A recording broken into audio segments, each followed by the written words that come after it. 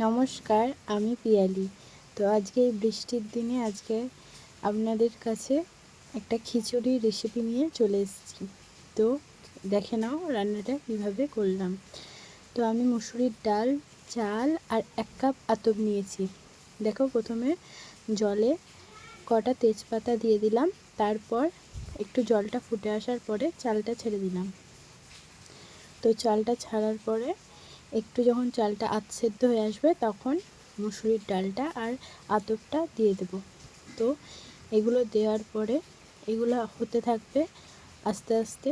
তো আমি একটা আলাদা কড়াইয়ের মধ্যে তেল দিয়ে তার মধ্যে একটু 5 ফোড়ন আর কাঁচা লঙ্কা, শুকনো লঙ্কা আর পেঁয়াজ একটু ভালো করে ভেজে তার মধ্যে চিনি দিয়ে নাড়াচাড়া করব। তো এটা ভাজা হয়ে আসলে তার মধ্যে টমেটো দিয়ে দিলাম, হলুদ দিয়ে দিলাম, তার মধ্যে একটা মশলার পেস্ট, আদা বাটা, জিরে বাটা, ধনে গুঁড়ো আর লঙ্কা দিয়ে দিলাম। তার মধ্যে লবণ দিয়ে দিয়েছি। তো স্বাদ মতো লবণ দিয়ে দেবে তোমরা। তো তারপরে ভালো করে মশলাটাকে ভেজে নিয়ে কষিয়ে নিলাম।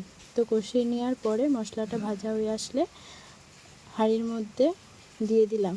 তো দেওয়ার পরে ভালো করে নাড়াচাড়া করে নেব। তো নাড়াচাড়া করে দেখো কি সুন্দর রঙটা হয়ে এসেছে। তো তারপরে একটু গরম মশলা দিয়ে একটু নেড়ে নিলাম।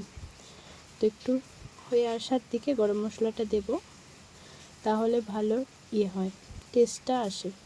তারপরে এই দেখো খিচুড়িটা দেখো কেমন। তো দেখে নাও কেমন লাগলো আজকের রেসিপি।